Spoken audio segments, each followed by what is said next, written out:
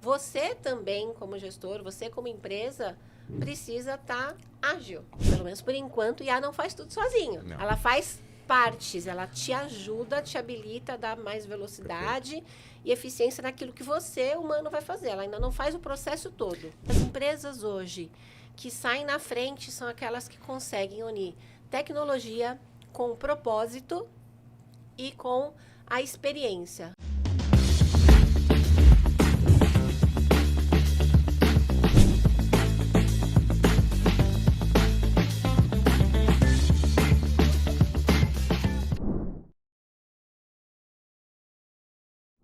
Salve, salve no ar, mais um episódio do podcast Central do Varejo, o lugar onde você encontra conteúdo de varejo, franquia, estratégias de venda, empreendedorismo.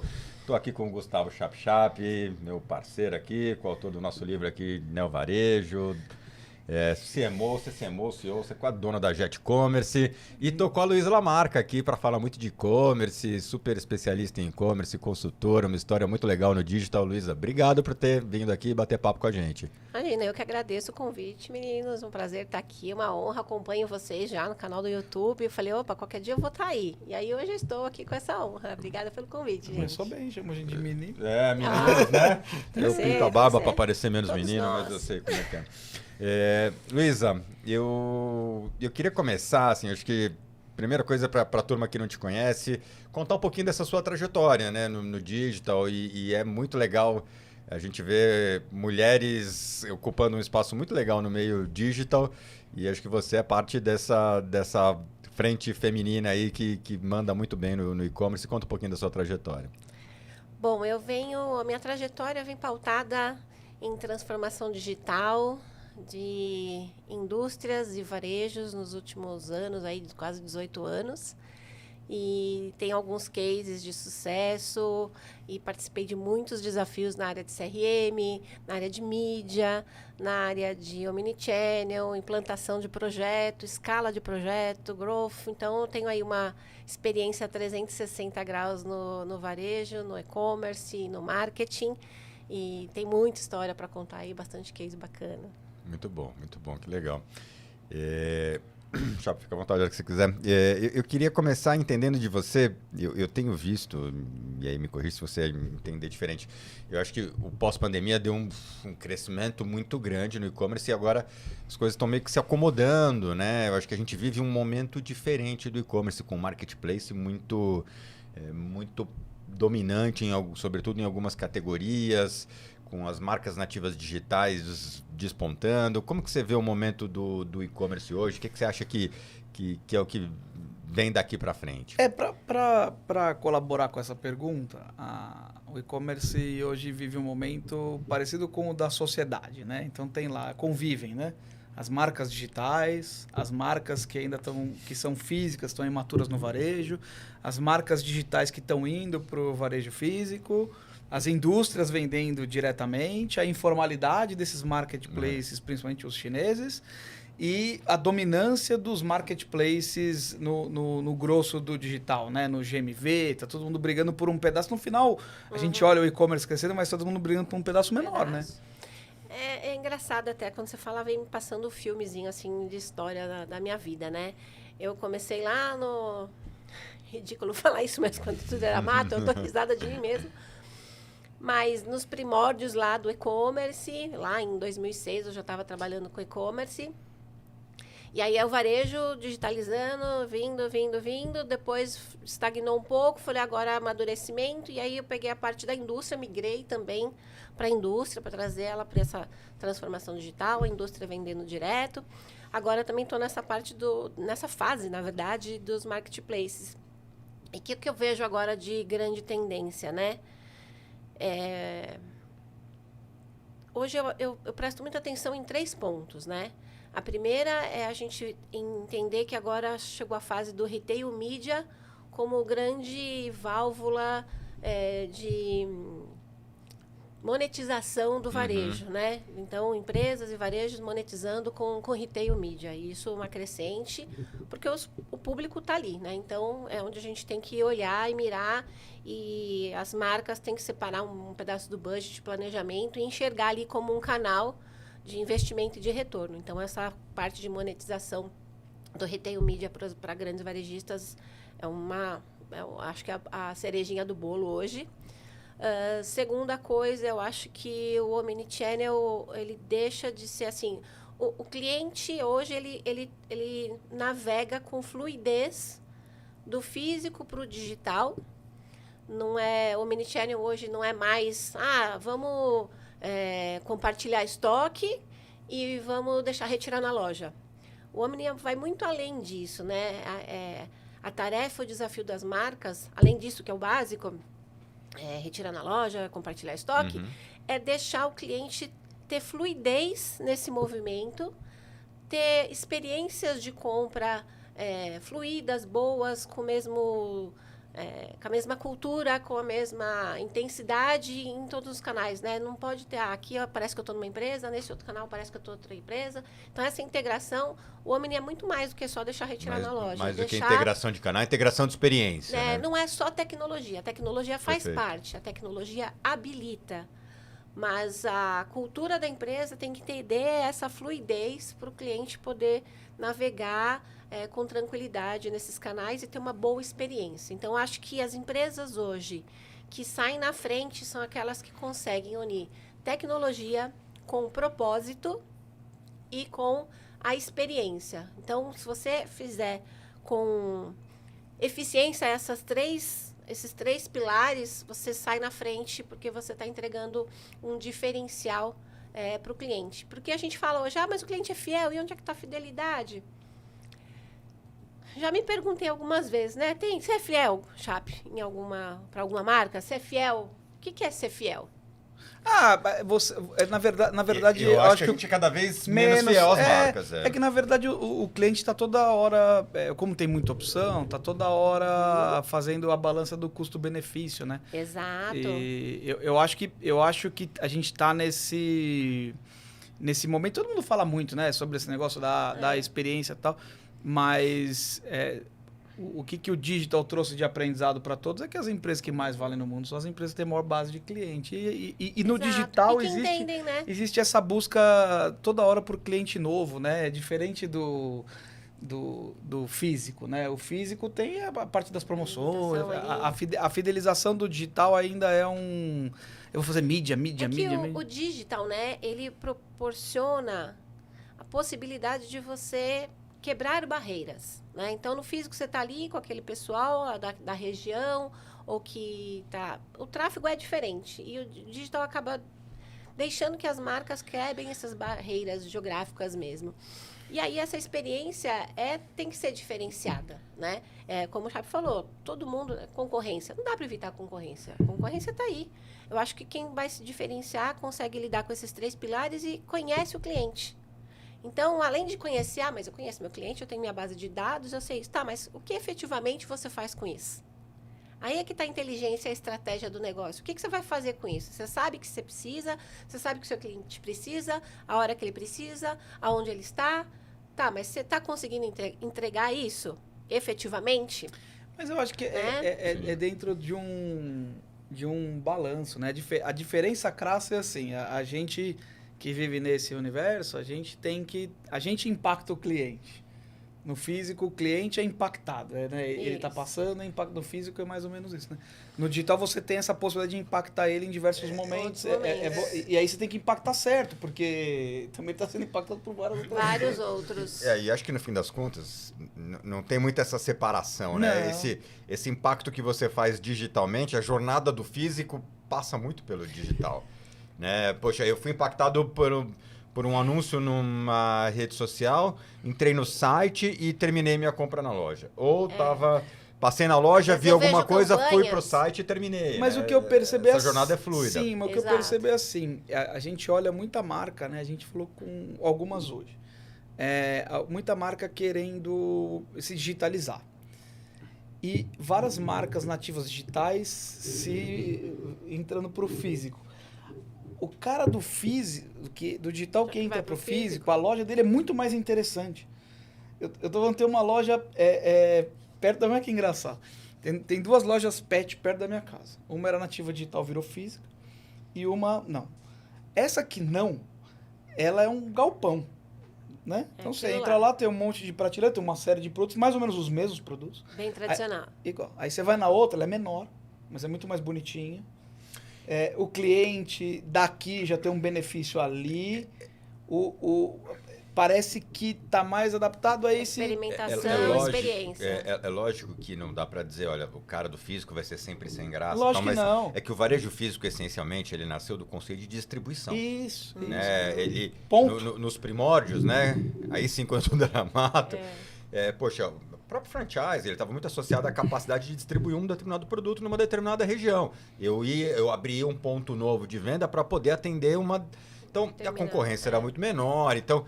Era muito mais sobre transferência de posse. Né? E hoje a transferência de posse não demanda mais eu ir lá e pegar e botar o produto debaixo do braço. Né? Eu tô aqui no celular e conseguir a posse, alguém vai me entregar e vai aparecer lá na minha casa. Então esse cara nativo do DNVB, da marca nativa digital, ele entendeu que a loja é uma parte dessa experiência, é uma parte dessa jornada, é parte da construção de marca. O Juraci Parente da GV fala, não tem nada no mix de varejo que causa tanto impacto no consumidor quanto a loja. Não, mas eu não quero ir contra. O ponto aqui é o seguinte, ó, o que eu quero dizer é o seguinte. Quando você está no digital, você tem um checklist, tá? Então eu tenho que colocar um abandono de navegação, porque se alguém entrou aqui dentro desse mundo disperso, eu não posso deixar de impactar ele novamente. Eu tenho que ter uma ferramenta de abandono de carrinho, porque se ele ouviu a precificação, descrição, colocou no carrinho e não comprou, eu tenho que descobrir o motivo e de repente reconverter esse cara. Eu tenho que pegar o cliente que já comprou e parou de comprar e fazer ele recomprar e entender porque ele não comprou.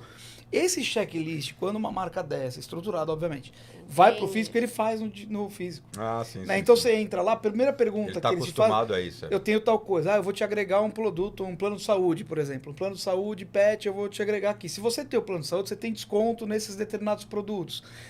Se você quiser agendar um serviço XPTO, eu te agendo. Se quiser assinar... Porque ele entendeu que é uma plataforma. O que eu estou querendo dizer, quando você faz o movimento contrário, o checklist é muito distinto. O do varejo físico. Eu acho que também tem a curva de aprendizado, né? A escola do varejo veio de um jeito, numa velocidade, e o digital é outra velocidade de aprendizado, de curacidade, porque a gente consegue ter a dita cuja das métricas, que foi o que me mordeu lá atrás, né? De sair do marketing, eu que nasci lá no marketing off e depois vi que o bichinho do e-commerce picou e o digital falou, nossa, eu consigo mensurar. Né? Então, essa questão de você conseguir mensurar as coisas, testar rápido, trocar rápido, dá uma velocidade de maturidade, né, para o digital que o varejo físico demorou um pouco para chegar. Mas hoje, com essa integração de todos, você vê, quando a gente vai falar de retail media, quantas coisas digitais a gente já não tem hoje, né? A gente de experimentação. Eu mesmo já tive alguns casos, por exemplo, eu trabalhei numa indústria de imagem, acho que pode falar, né? Pode. Eu trabalhei na Canon, que a gente tinha impressoras, câmeras, lentes. A gente manda um boleto para eles. E a gente tinha, né? E a gente eles ainda têm uma estrutura, um espaço físico para experimentação, tipo um showroom que chama Casa Canon. E lá a gente fazia várias ações integradas. É ali na Vila Mariana. Vila Mariana. E a gente fazia ações integradas, né? Então, como que a gente, na cabeça, sempre funcionou? Aqui está o espaço físico, a gente faz eventos, tem curso, uma série de coisas nesse espaço, que é bem grande, inclusive. A área das crianças, a gente tinha alguns produtos, coisas para criança, baixar e pintar, e imprimir. E, como é que eu trago o digital? E se alguém quiser comprar? Porque ali não é uma loja, não tem checkout, né? Então, ele vai ter que comprar online. Então, a gente foi lá, colocou um totem lindo e tal, e as pessoas podiam entender, e tinha um promotor, e aí podia retirar lá outro dia, ou podia te retirar ali, ou podia entregar na casa do cliente. Então, já começa essa experimentação. Eu acho que hoje a tendência é É uma coisa só. Não tem mais assim, é o físico e é o digital. Não tem. O cliente chega e fala, eu vi no site, ou ele vê no site e vai no físico, ou ele vai no físico, mas não quero levar agora, eu quero que entregue em casa. Então, eu acho que essa fluidez está vindo com uma naturalidade e, assim, acho que já não tem mais digitalização. A coisa está indo mais naturalmente. Antes o cara tinha que vir, eu tenho que digitalizar. Que bicho que é esse, né? Quem não era digital. Agora, acho que com as novas gerações, eu tenho geração Z em casa, e é tudo tão É que os natural. funcionários já são... Os funcionários já são hoje nativos digitais, são, né? então assim, É. é o normal não ter. Eu brinco e eu vejo essa movimentação, depois que você tem um contato, essa fluidez é muito natural. Então assim, o e-commerce. Como assim não retira na loja? O cliente hoje, ele já estranha. Como assim eu não posso trocar na loja? Cliente franja, se você botar a câmera em quem não faz, você vai ver o cliente franzindo a sobrancelha. Como assim não troca? Como assim não faz? Eu lembro de um episódio, imagina, minha mãezinha, tadinha, já tem 70 anos, e aí ela morava lá no interior do Paraná, e ela sabia, né, mãe, é digital, o que você faz, filho? Eu explicando, isso há 15 anos atrás. Olha, mãe, tem isso daqui. Ela viu, falando, comentando, não sei o quê, aquela vida de varejo louca, né, que você fica meio doido da cabeça. E ela falou, filha, eu quero ir no casamento, eu quero um sapato prata, não estou conseguindo comprar. Mãe, me manda o link. Aí ela me mandou o link. Mãe, isso aqui não dá para comprar, isso aqui é site da indústria. Como assim não dá para comprar? Ela não sabia que é, tipo, para ela, site... A expectativa site dela era que... Ela não falava e-commerce, loja digital. Não, era o site. Uma vitrine. Se eu quero comprar. Se eu ver, tô vendo, porque eu não Aí me eu deixa falei, comprar. mãe, navega aí, olha aí. Você tá vendo o botão comprar? Aí eu explicando a PDP para ela. 70 anos. Tá vendo o botão comprar? Não tem, né? Por que não tem? Mãe, não tem, é site da indústria. Então liga lá e pede pra mim. Mãe, não tem, é site da indústria. Você tem que comprar num varejista, tem que perguntar onde que eles vendem lá. Ai, que absurdo, que coisa chata. Então, expectativa... pra ela, já virou natural. Então, hoje, se você tem venda de serviço, de produto, vai ser essa reação. Como não tem? Né? É natural não ter. Isso 10 anos atrás, o dia que ela descobriu que site não era e-commerce e e-commerce não é site, né? Institucional. E para essas gerações de agora, é tudo assim, normal, como não tinha. É uma coisa assim. A gente ainda estranha e a gente ainda faz essa comparação porque a gente passou pelas duas fases separadas, né? Sim. Agora não, para eles, tipo, normal. Não vou comprar, por que não vou comprar? Meu filho tem um aplicativo de uma loja famosa amarela aí. Mãe, eu tô vendo aqui, ele não compra sozinho, porque eu não sou doida de dar o cartão lá na cadastrar minha conta. E ele me mandou o link. Mãe, mandei um link para você. É exatamente a mesma coisa. Então, chega assim, uns linkzinhos. é o natural. Gostei disso aqui. Não, mas é surreal. É o natural. Não, mas é porque esse cliente, ele já se entende essa parte do empoderamento, né? Se eu tô querendo comprar, eu tenho o dinheiro, portanto eu tenho o poder, portanto eles têm que me servir da forma que eu quero ser servido. Exato. E fica bem acostumado, né? Eu brinco que assim, mas pra que eu vou fazer isso? Só não precisa fazer isso não. Amadurecimento de plataformas. Mas se você compra de um jeito na Amazon e tem X funcionalidades, é automático que você vá comprar em outro e-commerce e tem essa expectativa. Mas você sabe que tudo evolui assim. Os antifraudes, eles aumentaram a velocidade de aprovação por conta dos aplicativos de comida. Porque o cara falava assim, eu comprei um almoço. Aprovou, eu recebi o almoço em 40 minutos. Então eu paguei, escolhi, o cara preparou o almoço, trouxe o almoço, em 40 minutos aprovou. Eu vou comprar uma geladeira eu mesmo, sou a mesma pessoa, e demora um dia para aprovar. Não pode, porque assim, é lógico que tem todos os motivos, né? Mas isso virou um diferencial competitivo. Porque a expectativa é que falou, cara, eu sou a mesma pessoa. Não, eu sou a mesma pessoa. Eu não entendo que o outro cara vai me verificar. Ele precisa de um almoço, agora há pouco. Mesmo cartão, mesma pessoa. É isso, e quem desenvolve puxa o restante para cima.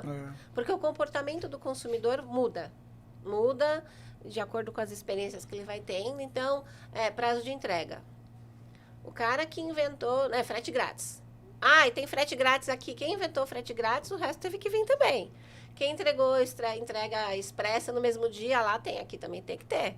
Exato. Porque o cliente tem essa expectativa, né? Tava conversando com a Ju e ela falou, eu fui comprar X coisas e queria 12 dias de entrega aqui em São Paulo. Não, achei um absurdo. Comentou comigo revoltadíssima, né? Porque a gente já tem essa expectativa do máximo 2 dias, 1 dia. 4 dias já é um absurdo. Mas eu acho que tem um amadurecimento do cliente. Assim, outro dia a gente estava tendo uma discussão isso com um lojista, né? Falando, o problema não é você cobrar, o problema é você não disponibilizar. Então, Sim. por exemplo, Não, eu também eu acho. quero receber no mesmo dia, eu topo pagar mais por isso. Exato, opções. Agora, se você não me der a opção No de... Marketplace já tem feito isso. Te Todo entregam mundo- de graça, Isso, mas isso, daqui a X dias aí isso. você até Aí, deixa alivia, opções. né? É, Não, você a- deixa opções, né? Os O serviços de cliente- streaming, cara, assim, você coloca lá o Escolhe. baratinho, você tem propaganda. Aí fala, você tem... mas eu odeio propaganda. A opção tá com você. Ah, Se você então, pagar um pouquinho você não mais, não tem. tem propaganda. A escolha é sua. É, você escolhe, né? Você quer prazo ou você quer preço, né? É. Na hora do frete, por exemplo.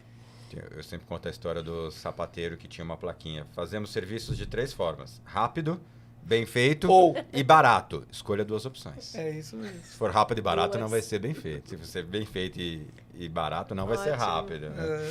É, É isso. E Luísa, você está falando de tendência, do que tem vindo por aí, o que você tem visto.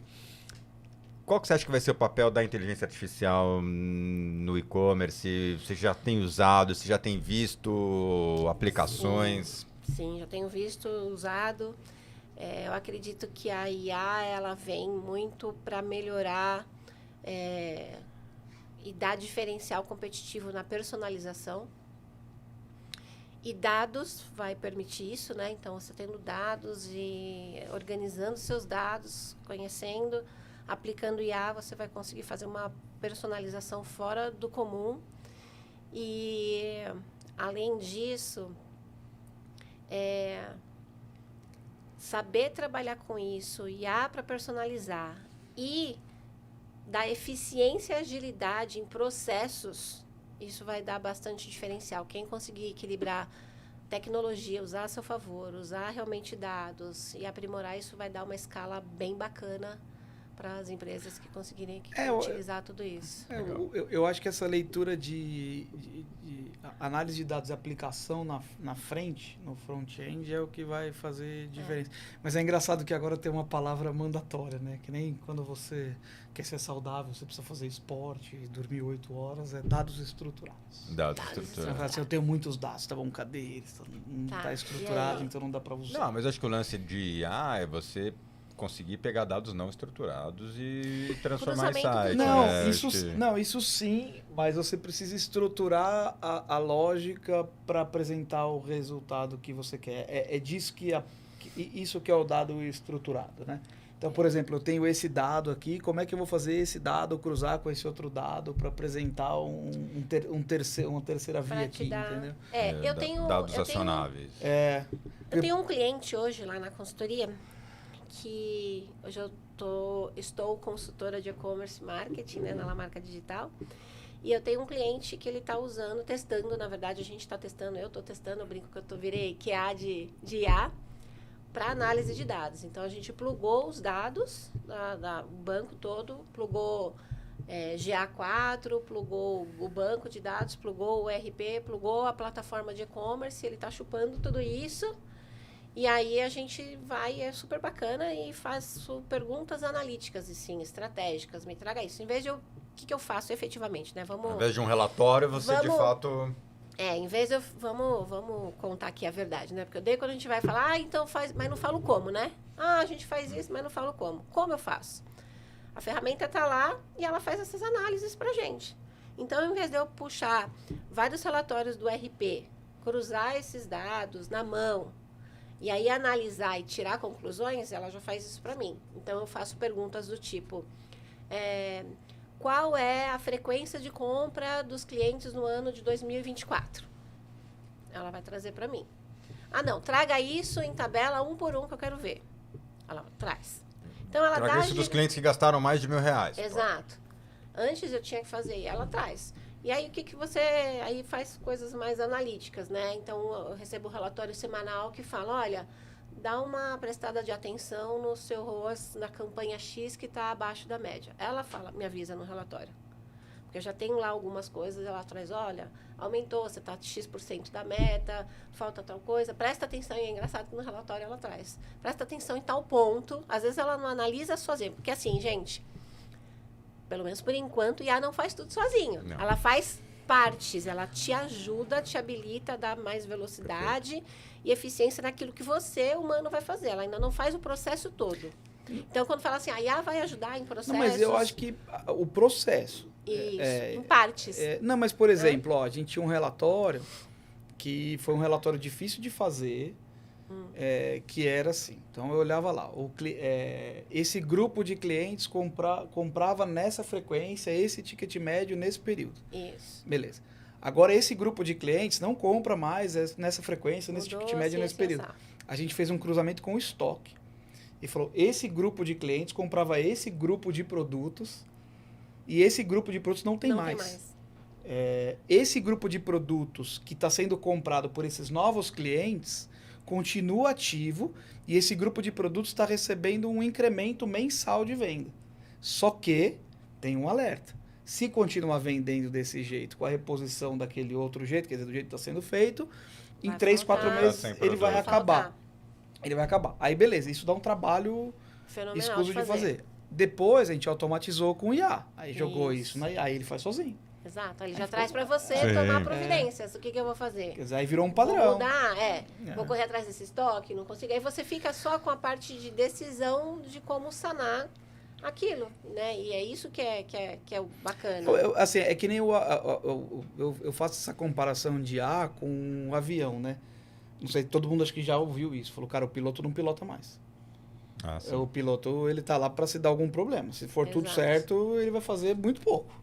Não é assim que sim, né? sim. Você não ouve isso? Eu acho que a IA, ela tem esse papel pra gente, né? Então, ele vai tocar tudo dentro do processo. Se tiver que fazer alguma mudança ou uma ideia nova, você vai ter que ensinar ele a fazer.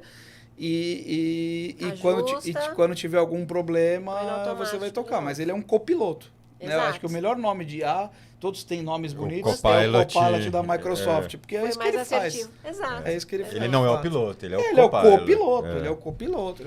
E eu acho que também ela acaba auxiliando muito a gente no time das coisas, né? Você falou, tá um trabalho colossal. Outro dia eu pedi para uma agência, um outro cliente, fazer uma análise de clientes e tudo mais, e nossa, vou demorar uma semana para isso. Hoje a gente já não demora mais uma semana para isso, né? Porque era tudo na mão, cruza daqui.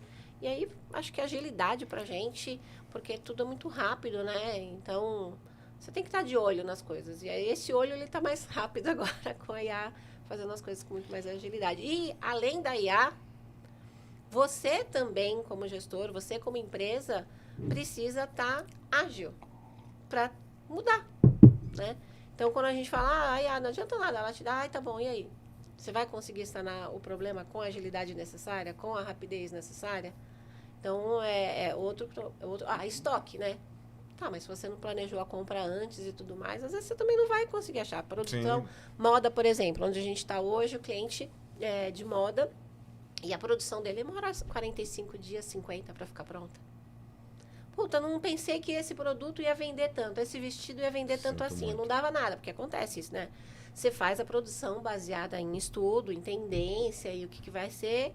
E a gente lá no escritório, a gente fica, e aí? Todo lançamento, tem lançamento toda semana, a gente olha e fala, olha, acho que esse aqui vai dar bom. Esse aqui, boto fé. Aí aquele que você não botou fé, acabou em 3 dias. Né? E acho que o lance todo é você tentar prever isso, né? Usar dados para nas primeiras horas de venda eu já consigo dizer se esse cara vai ou não e aí assertivo possível. Tomar uma decisão o mais rápido possível, né? O que tem parecido. Ô Luiz, a gente tá chegando no finalzinho porque o tempo é curto, passa né? muito rápido. Mas a gente queria saber da Liga Digital. Liga Digital vou deixar você projeto. falar que esse é um projeto acho que esse muito legal que a gente queria saber um pouco mais. Eu tive a honra de conhecer esse projeto lá na pandemia, lá atrás. Faço parte já há 4, 5 anos. A Liga Digital, para quem não conhece, é um projeto social. Hoje nós somos uma ONG, efetivamente. E tem como missão a inserção de jovens em estado de vulnerabilidade, né? No mundo digital, né? Então, o que efetivamente a gente faz? A gente tem muitos parceiros do mercado, muitos parceiros do e-commerce, desse mundo de digital. E a gente percebeu que o mundo digital, para essas pessoas jovens mais de comunidade e tudo mais, era muito distante. E conversando com eles, a gente viu que eles tinham um sentimento de não pertencimento muito grande. Tipo, eu não vou alcançar. Porque as ONGs, quando vão, né, não é crítica, inclusive é uma grande ajuda, é necessário, eles dão muito alimentação, cursos de cozinha, telemarketing.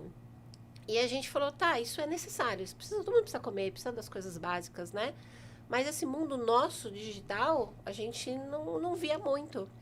E aí, o que a gente fez? A gente juntou a fundadora Helenice e a Edi, e a Edilene, elas se juntaram e falou, vamos fazer? E aí, eu conheci a Ele e eu falei, bom, como é que eu posso ajudar, né?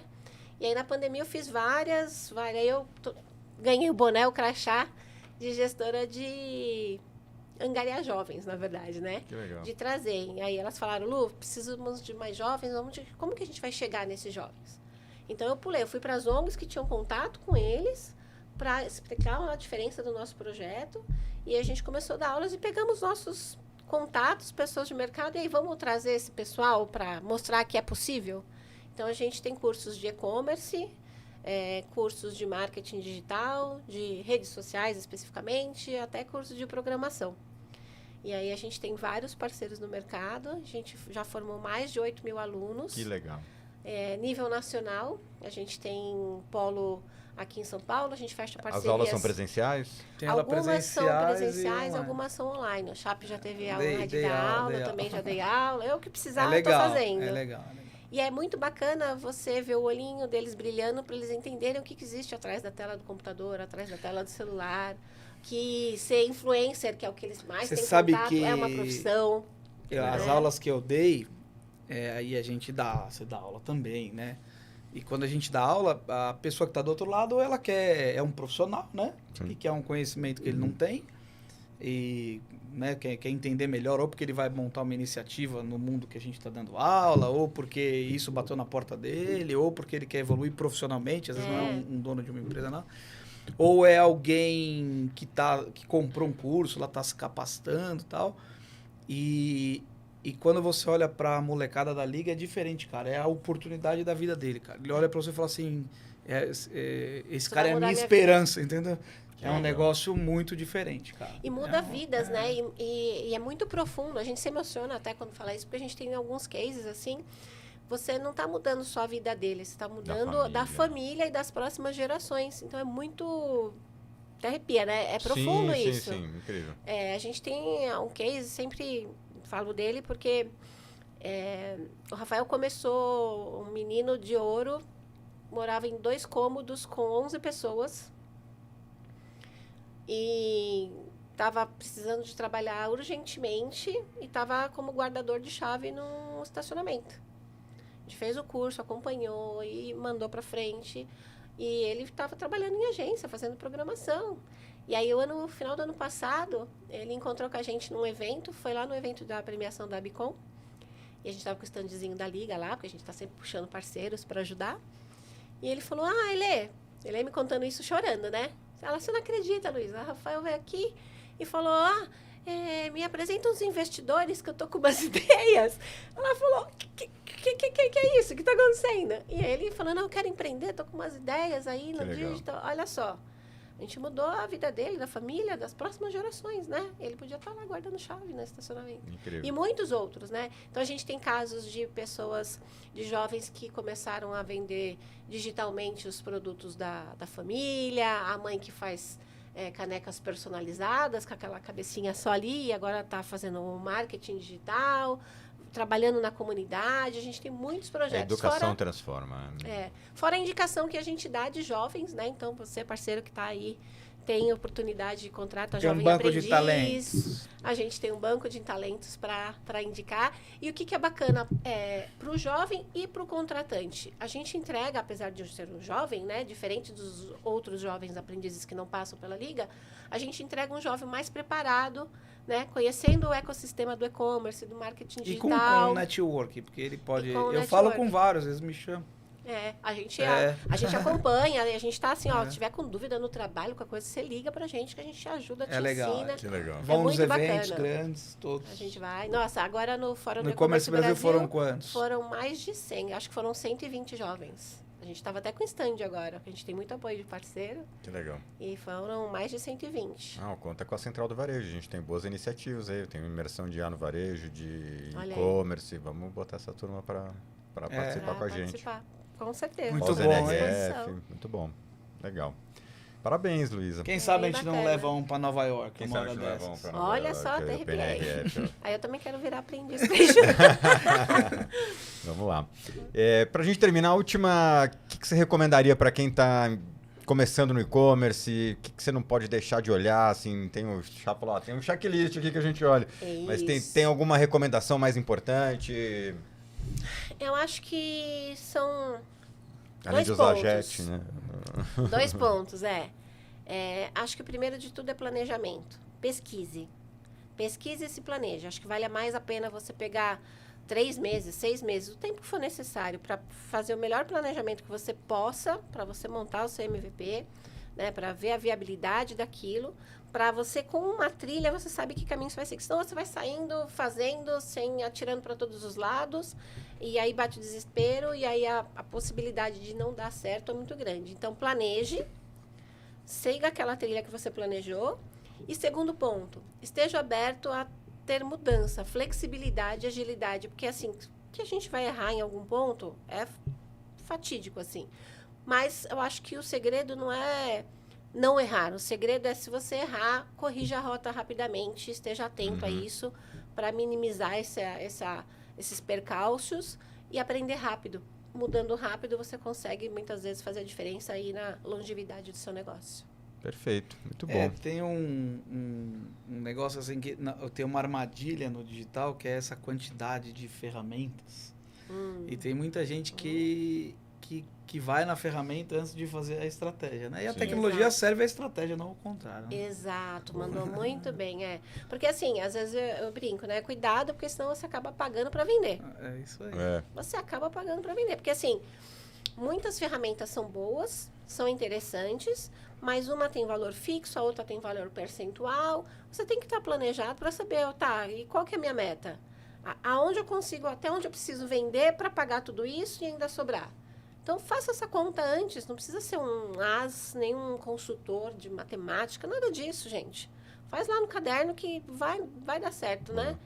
Planeja direitinho e tenha ideia para onde você vai. Não sai assim com um sonho deslumbrante de você. Porque assim, ontem eu tive num evento de lançamento do IRTT.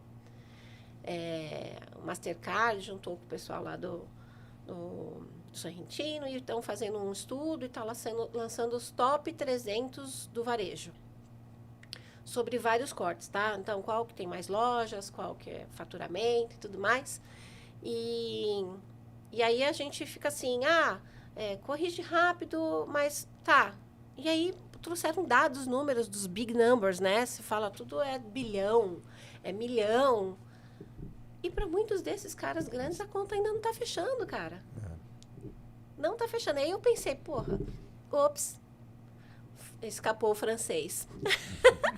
Põe um pi. Falei, põe um pi. Se para os grandes, com estrutura, com processo, com gente, a venda final, às vezes a conta não está fechando no final do mês, imagina para nós, réis mortais pequenos, né? E se aventurar nesse mundo, porque é com eles que a gente está brigando.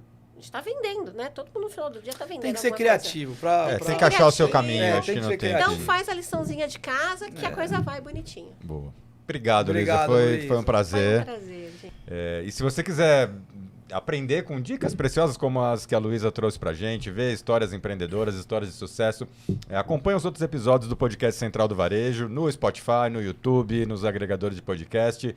E sempre tem uma história legal e um insight bacana. Obrigado, Luísa. Obrigado, Luiz. Chapo. Obrigada, gente. Foi um Te prazer. vejo nos próximos episódios. Foi um prazer.